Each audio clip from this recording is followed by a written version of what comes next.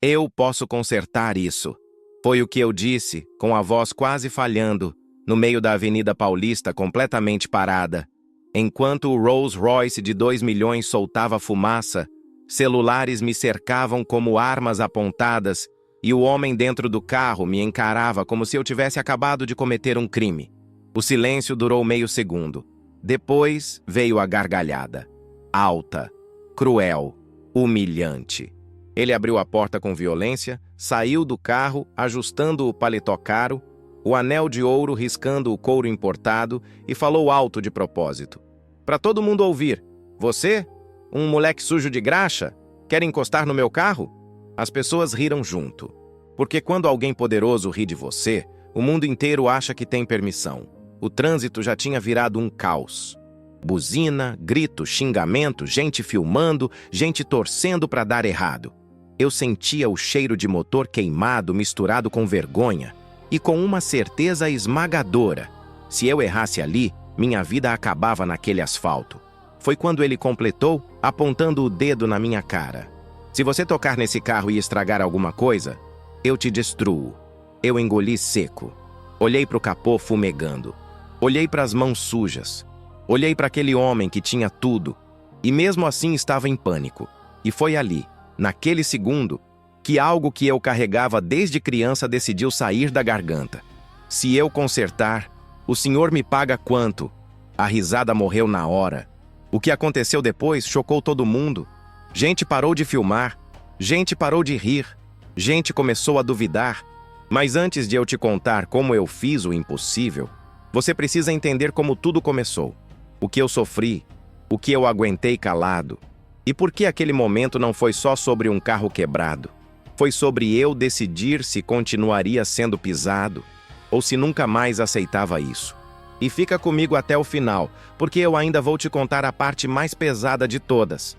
O dia em que tentaram destruir tudo que eu e meu pai construímos. E eu quase perdi tudo. Agora faz isso. Sério. Se inscreve no canal, compartilha esse vídeo com alguém que já foi subestimado, porque essa história não é sobre mecânica. É sobre não aceitar o lugar que o mundo tenta te empurrar. Eu aprendi muito cedo uma verdade que ninguém gosta de admitir, mas todo mundo sente na pele. Na vida tem gente que não te odeia pelo que você faz, te odeia pelo que você é, pelo lugar de onde você vem, pela roupa que você veste, pelo jeito que você fala. E deixa eu te perguntar uma coisa. Responde só para você aí do outro lado. Quantas vezes já te olharam diferente sem nem saber seu nome? Eu era só um garoto. Mas não tinha essa de infância protegida, não. Desde pequeno eu trabalhava com meu pai na oficina e não era brincar de mecânico. Era acordar cedo, era mão na massa, era graxa que não sai nem com sabão forte. Era calo no dedo antes de entender direito o que era a vida. Quando eu tinha uns 7 anos, eu achava a oficina um lugar mágico. Sério. Para mim, meu pai era quase um super-herói. Eu via ele pegar um carro morto, parado, condenado, e fazer aquela coisa voltar a viver. Você já reparou como ver algo quebrado funcionar de novo dá esperança? Como se dissesse, talvez nem tudo esteja perdido. Mas com o tempo, a mágica começou a doer. Porque eu fui crescendo e entendendo que a oficina não era só graxa e ferramenta, era humilhação também. Era cliente que chegava olhando de cima a baixo. Era gente desconfiando do preço barato. Era gente achando que, porque a gente era simples, podia pagar menos. Ou não pagar. Teve mês que a gente viveu fazendo conta no papel e escolhendo o que doía menos perder. Comida ou uma peça que, se não comprasse, o cliente não levava o carro. E se o cliente não levasse o carro, não tinha dinheiro. Você já viveu esse tipo de escolha? Aquelas que não aparecem em filme, mas destroem a gente por dentro? E o que mais me marcava não era a falta de dinheiro. Era ver meu pai, sempre sorrindo, sempre educado, sempre correto, mesmo quando o aluguel estava atrasado, mesmo quando ele chegava em casa morto de cansaço, mesmo quando eu via, no silêncio da noite, ele sentado sozinho, olhando para o nada. E ali eu comecei a entender uma coisa pesada demais para uma criança. Ser honesto no Brasil às vezes é uma coragem que machuca, porque ninguém aplaude quem faz o certo quando isso custa tudo. E foi aí que eu decidi uma coisa, sem falar para ninguém. Eu precisava ajudar. Não queria, precisava. Mas como um garoto pobre ajuda um pai que já faz tudo o que pode? Estudando. E quando eu falo estudar, não é bonito, não é romântico. Eu estudava por medo. Medo do aluguel atrasado. Medo do olhar cansado do meu pai. Medo do dia em que ele ia respirar fundo, me olhar e dizer: filho, não dá mais. Esse medo virou combustível. Eu lia manual técnico como quem lê história em quadrinho. Eu via vídeo repetido até decorar som de motor. Eu comparava peça por peça, anotava tudo, errava, voltava para o começo, errava de novo. Enquanto outros meninos sonhavam com videogame, eu sonhava em resolver problema. Porque na minha cabeça fazia todo sentido. Se eu soubesse mais, se eu fosse melhor, se eu errasse menos, talvez eu conseguisse salvar a gente. E agora deixa eu te perguntar algo que talvez doa um pouco. Você também carrega esse peso de achar que precisa ser mais, fazer mais, aprender mais, só para sobreviver? Se sim, você entende exatamente o que eu sentia. Então, quando chegou o dia do Rolls Royce, quando todo mundo riu, quando me olharam como se eu fosse um absurdo andando, eu não vi só um carro quebrado. Eu vi todas aquelas noites sem dormir. Eu vi cada humilhação engolida. Eu vi cada escolha difícil. Eu vi o medo de perder tudo. Eu vi a chance que eu estava esperando desde criança. E eu sabia, ou eu agarrava aquela chance, ou eu ia passar a vida inteira engolindo orgulho, sem nunca ter a chance de devolver o silêncio que o mundo me devia. Naquele dia, eu estava perto da oficina. Nada de especial. Dia comum, trânsito comum, correria comum. Aqueles dias em que você não espera absolutamente nada. E justamente por isso tudo muda. Até que eu ouvi um som. Não era alto, não era explosivo, mas era errado. Quem trabalha com carro sabe exatamente do que eu tô falando. Carro fala. Motor fala. E aquele motor não estava pedindo ajuda, ele estava gritando socorro. Me diz uma coisa, você já sentiu aquele arrepio quando percebe que algo vai acontecer antes de todo mundo perceber? Aquele pressentimento que não dá para explicar? Foi isso. Quando eu levantei o olhar, eu vi a cena. Um Rolls Royce Phantom, parado no meio da Avenida Paulista, soltando fumaça pelo capô. E dentro dele, um homem batendo no volante, vermelho, fora de si. De longe, parecia só mais um rico irritado. Mais um poderoso tendo um ataque de raiva porque algo saiu do controle. Mas quando eu cheguei mais perto, eu vi nos olhos dele algo muito diferente. Não era só raiva, era medo. Medo de estar exposto. Medo de estar sendo visto. Medo de ser humano. Porque o luxo funciona muito bem. Até o momento em que ele falha em público. E quando isso acontece, não sobra status. Sobra vergonha. Tinha gente filmando. Celular levantado de todos os lados. Gente saindo dos carros. Gente rindo.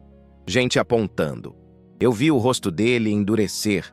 Como se aquele tipo de situação simplesmente não fosse permitido acontecer com alguém como ele. E aí uma pergunta atravessou minha cabeça, rápida e pesada. Quem sou eu para me meter nisso? Porque vamos ser sinceros, deixa eu te perguntar direto.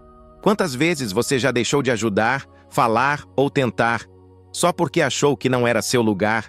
Eu pensei que se eu chegasse perto ele ia mandar eu sair, que ia me expulsar, que ia me humilhar.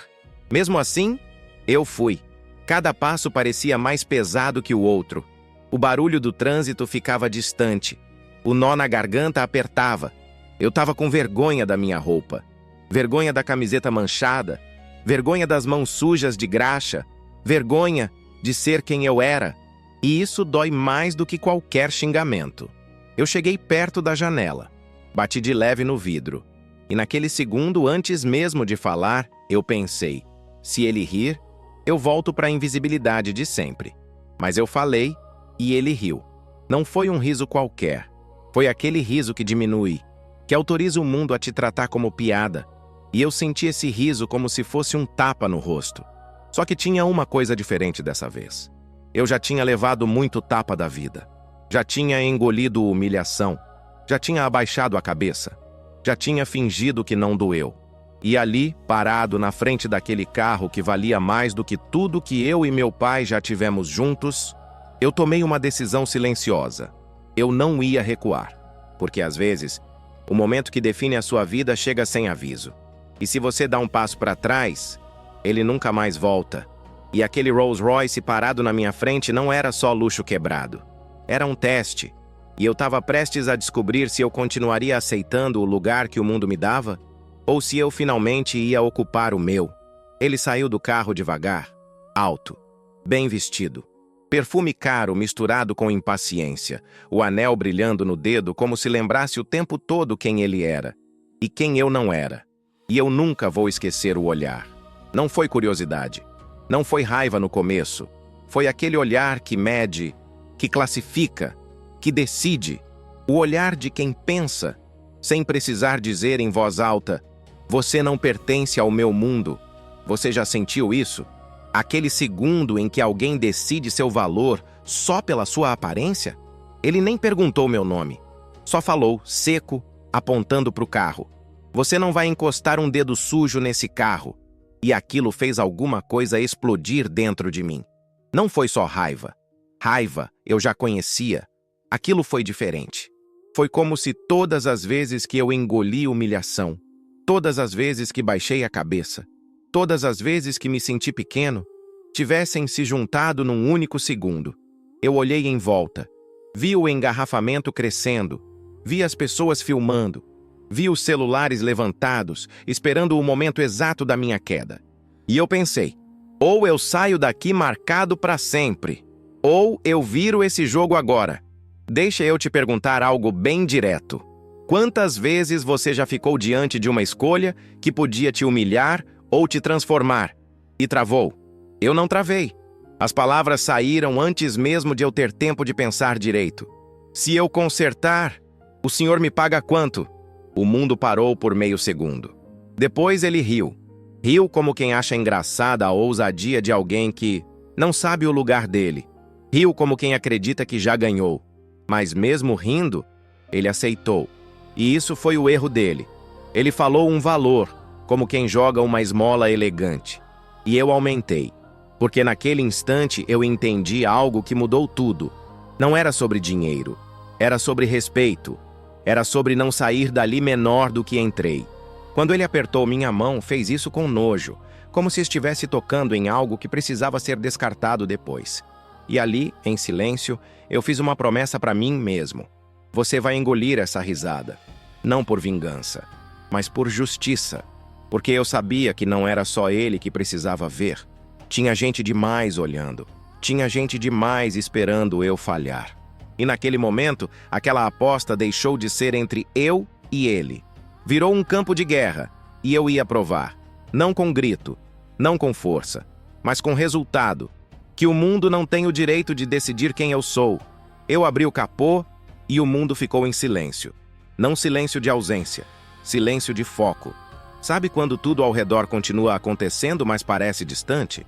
Como se alguém tivesse abaixado o volume da realidade só para você conseguir pensar. Foi exatamente assim. Buzina ainda tocava. Gente ainda falava. Celular ainda filmava. Mas para mim, era como se só existisse aquele motor. Eu estava ali olhando cada detalhe, cada mangueira, cada conexão. E mesmo ouvindo risadinhas, comentários atravessados, gente cochichando, na minha cabeça só repetia uma coisa como um mantra: diagnóstico, passo a passo, calma. Porque foi isso que meu pai me ensinou a vida inteira. Carro caro não aceita pressa. E a vida também não. Você já reparou como, nos momentos mais decisivos, tudo depende da sua capacidade de não entrar em pânico? Enquanto eu mexia ali, com as mãos firmes apesar do coração acelerado, algo diferente começou a acontecer.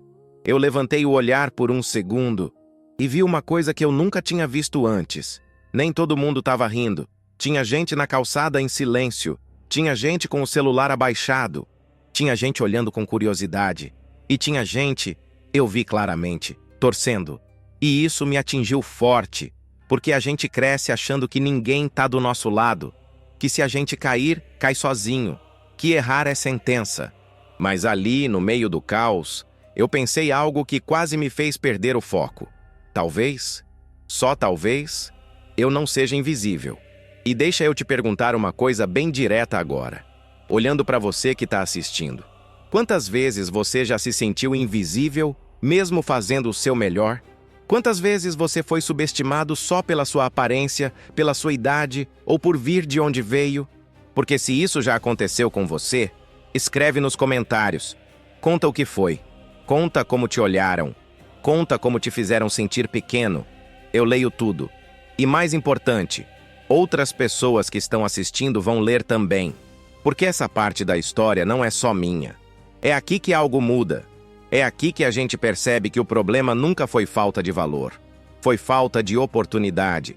E naquele instante, com o capô aberto e o mundo em suspensão, eu entendi que aquele concerto não era só meu. Tinha mais gente comigo, mesmo que em silêncio. Eu sempre falo isso e falo olhando no olho de quem está ouvindo. Eu não tinha equipamento caro. Não tinha scanner de última geração. Não tinha ferramenta importada. Mas eu tinha algo que ninguém podia tirar de mim. Atenção. Eu tinha ouvido treinado. Eu tinha madrugada virada lendo manual, enquanto o resto do mundo dormia.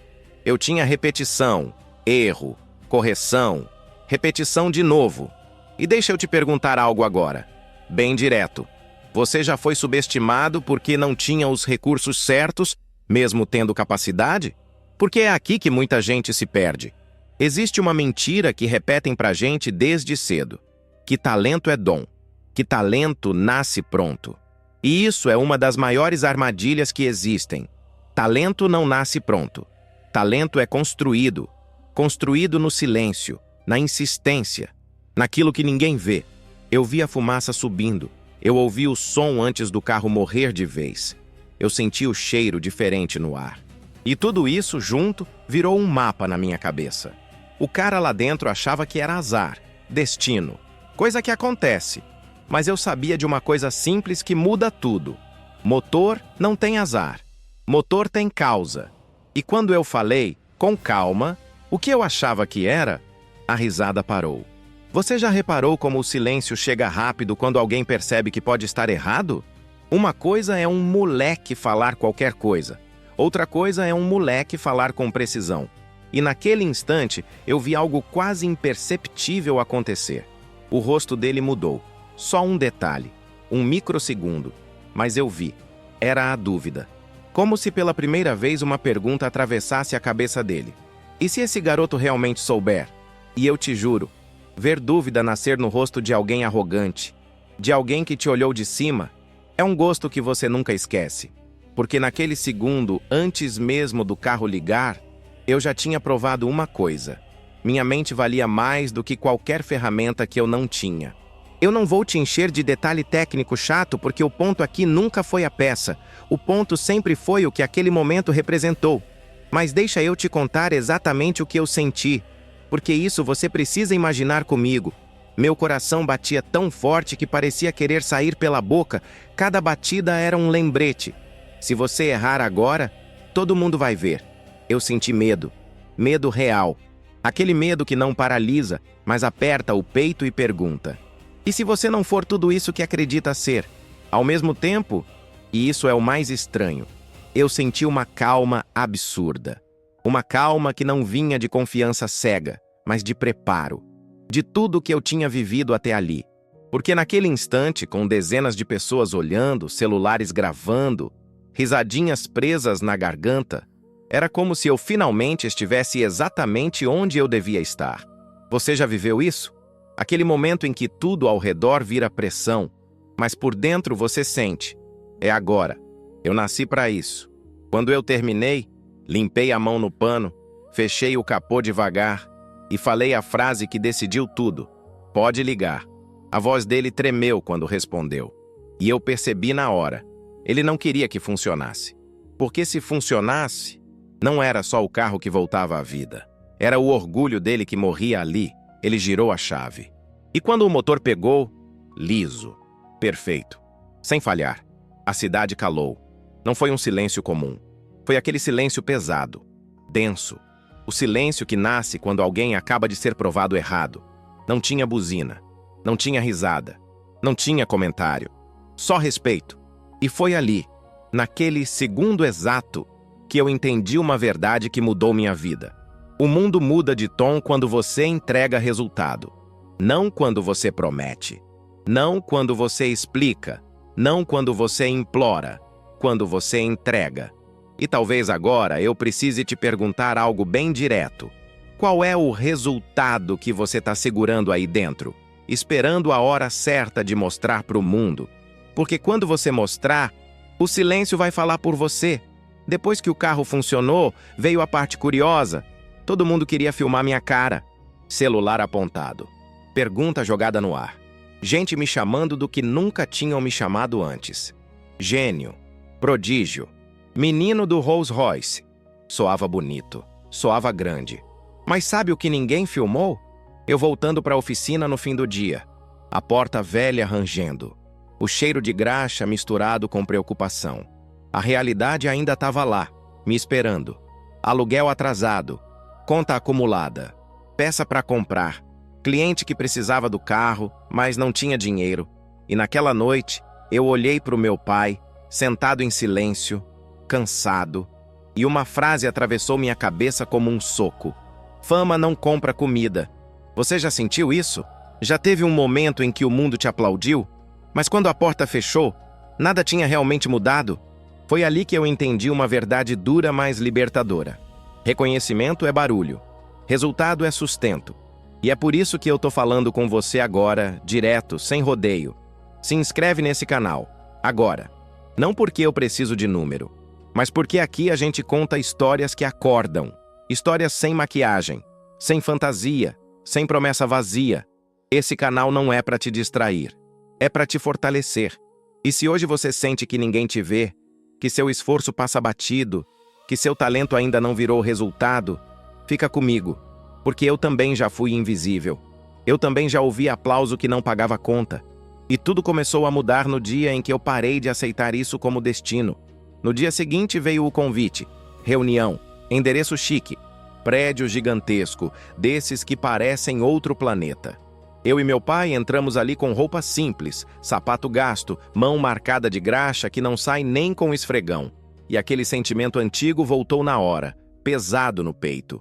A gente não pertence aqui. Você conhece essa sensação? A de entrar num lugar onde tudo parece te lembrar que você é de fora? Elevador espelhado, gente de terno, perfume caro no ar. Eu me sentia pequeno. Meu pai, quieto demais. E então, ele pediu desculpa. Assim, sem rodeio. E eu congelei. Porque, vamos ser sinceros, tem gente que prefere perder dinheiro, reputação, até família, mas não admite erro. E ele admitiu. Olhou para mim, olhou para o meu pai, e disse que tinha sido arrogante, que tinha sido injusto. E antes que a gente tivesse tempo de processar aquilo, veio a frase que fez o ar da sala mudar. Eu quero investir na oficina. Meu pai travou. Eu senti meu estômago afundar. Porque quando alguém poderoso te oferece algo grande demais, a primeira coisa que você aprende é a desconfiar. Nada vem de graça. Sempre tem um preço escondido. Deixa eu te perguntar algo bem direto. Quantas vezes você já recusou uma oportunidade por medo do que vinha junto? E foi aí que ele contou o motivo. Disse que tinha perdido o filho, num acidente, com a minha idade. Aquilo não entrou pela cabeça, entrou pelo peito. Foi como um soco seco. Meu pai ficou com os olhos cheios de lágrima. Eu senti um nó na garganta que não descia. Porque naquele instante, eu entendi algo que muda tudo. Até quem tem tudo, carrega buracos que dinheiro nenhum preenche. Ele não estava falando só de negócio. Estava falando de dor, de ausência, de algo que ele nunca mais ia recuperar. E então, vieram os números. Valores que pareciam mentira, coisa que eu só tinha visto em filme. Mas no fundo, nada daquilo era o mais importante. A pergunta real não estava na proposta, estava dentro da gente. E ela era simples e assustadora. A gente aceita e muda a vida para sempre. Ou recusa, mantém o orgulho e continua só sobrevivendo? Porque às vezes a maior decisão da nossa vida não é escolher entre o certo e o errado. É escolher entre o medo de perder o pouco que tem e a coragem de apostar em algo maior. Quando começou a dar certo, começou a incomodar. É sempre assim. Tem até uma frase que resume bem isso, e você provavelmente já sentiu na pele.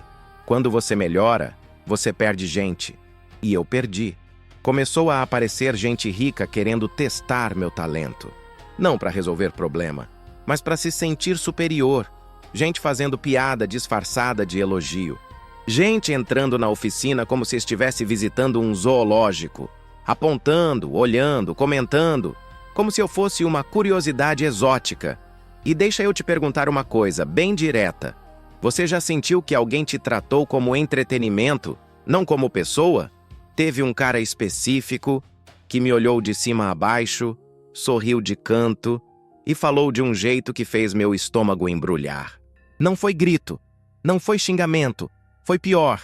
Foi aquele tom de quem acha que pode tudo porque tem dinheiro, como se eu fosse uma atração paga, como se meu esforço tivesse preço, e minha dignidade, desconto. Naquela hora me deu vontade de sumir, de voltar a ser invisível, porque invisível pelo menos não dói. Mas foi ali que eu aprendi uma das lições mais importantes da minha vida. Não é porque alguém te paga que ela tem o direito de te diminuir. Dinheiro compra serviço, não compra respeito. E agora eu quero virar isso para você, olhando direto para quem está assistindo. Qual foi a maior humilhação que você já engoliu calado? E que hoje você gostaria de ter respondido? Conta aqui nos comentários. Não precisa citar nome, só a situação. Porque eu sei que você lembra. Essas coisas não somem. E fica comigo, porque no próximo passo eu vou te mostrar como eu respondi. E o preço real que eu tive que pagar por escolher não me vender. Às vezes, manter a dignidade custa caro, mas perder ela custa muito mais. Tudo estava indo bem. Pela primeira vez na vida, bem de verdade. Escola nova. Oficina com um projeto de reforma. Planos que finalmente pareciam possíveis. Aquela sensação rara de que o futuro não era só sobrevivência, era construção. Até que o telefone tocou. A voz do meu pai do outro lado não era normal. Não era cansaço. Não era preocupação comum. Era quebrada. Filho, interditaram a oficina. Eu juro pra você. É como se alguém puxasse o chão debaixo dos seus pés sem aviso. O ar some. O pensamento trava. O coração dispara. Falaram de alvará, de norma, de estrutura. Tudo legal. Tudo no papel. Mas deixa eu te perguntar algo bem direto. Você já sentiu quando algo está errado, mesmo estando dentro da lei? Porque a velocidade foi estranha. A pressa foi estranha. A coincidência foi perfeita demais. Aquilo não era fiscalização. Era ataque. Eu larguei tudo e fui correndo. Cada passo parecia mais pesado que o outro. E quando eu cheguei, a cena parecia um pesadelo acordado. Fita amarela, porta lacrada. Silêncio onde antes tinha trabalho. Meu pai estava sentado ali, imóvel, com o olhar de quem levou um soco na alma e ainda não conseguiu respirar. Aquilo doeu mais do que qualquer humilhação pública. Porque ali não era só um lugar fechado. Era a nossa história. Era o sustento. Era o futuro. Eu olhei para aquela porta lacrada, olhei para o meu pai e pensei uma coisa que mudou tudo. É isso. É exatamente aqui que o mundo tenta te colocar no lugar de novo. E naquele instante, algo perigoso cresceu dentro de mim. Não era medo, não era tristeza, era decisão. Uma decisão silenciosa, mas definitiva. Eu não ia deixar. Porque às vezes o verdadeiro teste não vem quando tudo dá certo. Vem quando tentam te tirar tudo que você construiu. Quando eu achei que a gente estava sozinho. Quando tudo indicava que era o fim. Eu vi uma multidão. Não era gente importante. Não era autoridade. Não era político. Era gente do bairro. Gente simples. Gente que a cidade passa por cima todos os dias sem nem perceber. Tinha cartaz feito à mão. Tinha grito engasgado. Tinha gente chorando sem vergonha nenhuma. E eu demorei alguns segundos para entender o que estava acontecendo. Porque na minha cabeça aquilo simplesmente não fazia sentido. A oficina estava fechada. A gente tinha perdido tudo. Quem ia aparecer por nós? Foi quando eu vi Dona Benedita. A mesma Dona Benedita cujo carro eu consertei uma vez, quando ela não tinha dinheiro para pagar tudo. Ela estava ali, firme, segurando um papel escrito torto, mas forte. Talento não é crime. Eu senti o ar faltar. Meu peito apertou de um jeito que eu nunca tinha sentido antes. Porque até aquele dia, eu sempre achei que ajudar os outros era só obrigação, que ninguém lembrava, que ninguém via. Mas naquele momento, eu entendi algo que mudou tudo dentro de mim. Bondade não some. Ela se acumula. E um dia, ela volta. E às vezes, ela volta do jeito mais poderoso possível, como escudo. Eu vi gente que eu ajudei quando ninguém ajudava. Gente que eu nem lembrava direito. Gente que nunca teve nada, mas mesmo assim apareceu. E deixa eu te perguntar algo olhando direto para você agora. Quantas vezes você achou que ninguém via o bem que você fazia? Quantas vezes você pensou que era bobo por ajudar?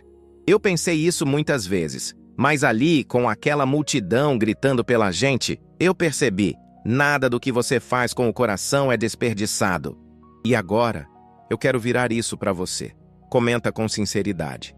Quem foi a pessoa que te ajudou quando ninguém mais ajudou? Pode ser um pai, uma mãe, um professor, um amigo ou até um estranho. Escreve aqui. Vamos encher esse espaço de gratidão, porque às vezes quem salvou a gente nem imagina o quanto salvou. Aí ele apareceu, sem avisar, sem pedir licença, como se fosse dono de tudo. O cara que tinha poder, que tinha contato, que tinha dinheiro. Ele entrou na nossa oficina como se estivesse pisando num lugar inferior, o olhar passeando pelas paredes, pelo chão, pelas ferramentas, não por curiosidade, por desprezo. Ele provocou meu pai. Falou alto. Sorria enquanto cutucava a ferida. Cada frase parecia calculada para machucar. E então veio a parte mais baixa de todas. Ele falou do filho morto do meu sócio, como se fosse um detalhe irrelevante, como se dor fosse moeda de troca. Naquele instante, eu vi algo gelar. O rosto do meu sócio endureceu. Virou pedra. Mas quem me marcou de verdade foi meu pai. Meu pai, que sempre foi calmo, que sempre abaixou a cabeça para evitar confusão. Ele se levantou devagar, e as mãos dele tremiam. Não de medo, de raiva. Raiva contida. Raiva perigosa. Daquela que, se escapar, destrói tudo. E deixa eu te perguntar algo agora, bem direto. Você já viu alguém que você ama sendo humilhado e sentiu o corpo inteiro pedir reação? Porque foi isso que eu senti. E antes que meu pai dissesse ou fizesse algo que ele se arrependeria pro resto da vida, eu dei um passo à frente. Um passo que eu nunca tinha dado antes. Eu encarei aquele homem, olho no olho, sem gritar, sem tremer. E tudo que eu guardei desde criança, toda a humilhação engolida, toda a raiva silenciosa, saiu numa frase só. O senhor tem dinheiro, mas não tem respeito, e eu prefiro ser pobre do que ser vazio. O silêncio caiu pesado. E então, eu ouvi. Aplausos, vindo da rua, da multidão que tinha se juntado do lado de fora. E naquele segundo exato, eu senti algo mudar dentro de mim. Não foi vitória, foi crescimento. Eu senti que tinha envelhecido uns 10 anos em um instante. Porque ali eu aprendi uma coisa que ninguém ensina. Coragem não é gritar mais alto. Coragem é não se curvar, mesmo quando tentam te quebrar. E talvez agora eu precise te perguntar, se alguém cruzasse a linha com quem você ama, você teria coragem de dar esse passo à frente? Naquele dia, eu tive. E depois disso, eu nunca mais fui o mesmo. No dia seguinte, teve audiência. E eu vou ser sincero com você. Eu nem sabia direito como aquilo funcionava. Lei, juiz, processo, tudo parecia distante demais da minha realidade. Mas uma coisa eu sabia com clareza assustadora. Se a gente perdesse, era o fim. Fim da oficina. Fim da renda. Fim do pouco chão que a gente tinha conquistado. Meu pai ia afundar em dívida. Eu ia sair da escola nova. Ia voltar para a sobrevivência pura. Dia após dia, sem perspectiva. Você já entrou num lugar sabendo que sua vida inteira podia mudar em minutos? Foi assim que eu entrei naquele fórum. O coração batendo forte, a mão suando, a cabeça tentando se preparar para o pior. E aí veio a parte mais louca de todas. Eu percebi algo que ninguém me ensinou na escola. Justiça, muitas vezes, não anda sozinha. Ela precisa de luz. Ela precisa de testemunha. Ela precisa de gente olhando. Porque quando todo mundo vê, fica muito mais difícil mentir. E a gente não estava sozinho. Tinha a pressão do bairro. Tinha os vídeos circulando. Tinha a história chegando em todo lugar. A verdade tinha ganhado volume. O juiz ouviu, analisou. E então veio a frase que eu nunca vou esquecer. A oficina estava liberada. Eu senti as pernas falharem. Quando a gente saiu do fórum, tinha gente esperando. Gente de verdade. Gente gritando nosso nome como se a gente tivesse vencido uma final. Eu fiquei parado por alguns segundos, tentando entender tudo aquilo. Porque ali caiu a ficha. E deixa eu te perguntar algo agora bem direto. Quantas vezes você quase desistiu exatamente no pior segundo? Naquele dia, eu entendi uma verdade que carrego até hoje. O impossível acontece. Quando você não solta a mão da luta justo no momento em que tudo parece perdido. Se a gente tivesse desistido um dia antes, uma hora antes, um passo antes, nada disso existiria.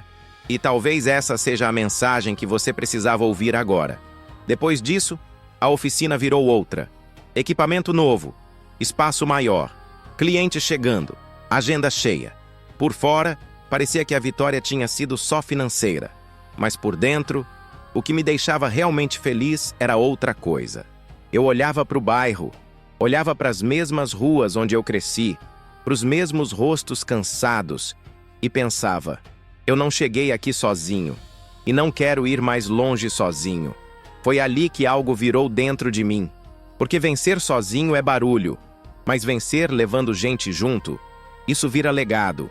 Eu comecei a sonhar diferente, não só com lucro, mas com impacto. Curso para quem nunca teve chance. Bolsa para quem tem vontade, mas não tem dinheiro.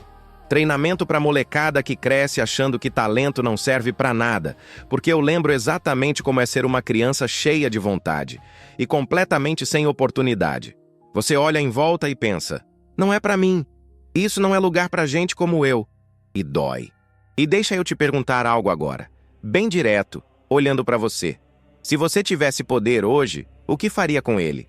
Você usaria só para subir ou para puxar alguém junto?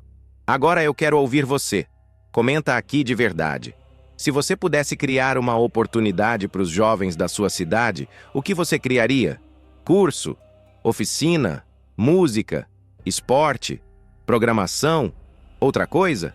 Escreve, porque ideias mudam destinos. E às vezes a ideia que você escreve aqui é a semente de algo real que ainda nem existe.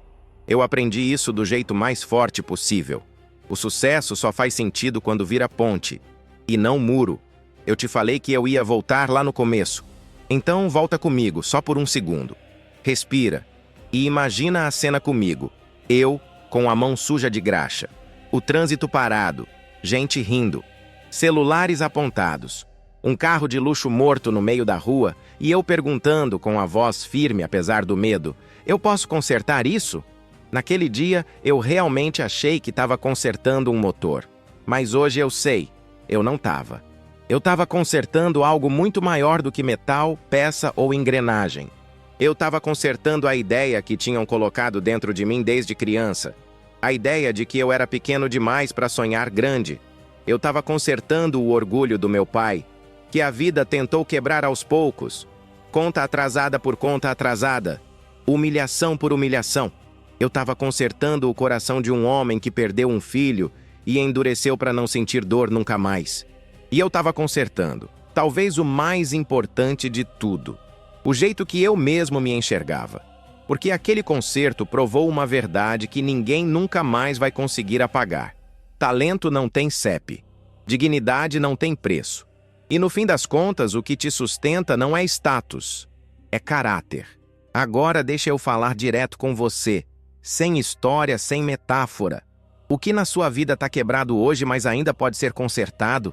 Qual parte de você o mundo tentou convencer que não valia a pena? É por isso que eu vou te pedir uma coisa muito séria agora. Não por mim, mas por quem ainda precisa ouvir isso. Se inscreve no canal agora, para não perder as próximas histórias reais, sem filtro. Compartilha esse vídeo com alguém que está sendo subestimado e precisa de um empurrão para não desistir. Deixa o like, porque isso mostra para o algoritmo que mensagens assim precisam chegar mais longe. E comenta aqui embaixo, sem medo, qual foi a quebra da sua vida que você quer consertar em 2026? Pode ser um sonho parado, um projeto abandonado, um relacionamento ou sua autoestima. Escreve. Eu leio tudo. E se você quer continuar nessa vibe de superação real, no próximo vídeo eu vou te contar a história de quando eu quase perdi tudo de novo e tive que escolher entre dinheiro fácil e os valores que meu pai colocou dentro de mim quando eu ainda era só um moleque da oficina. Eu sou prova viva de uma coisa, e guarda isso com você. Quando tentam te diminuir, não é o fim. É o sinal de que você está começando a crescer. A gente se vê no próximo.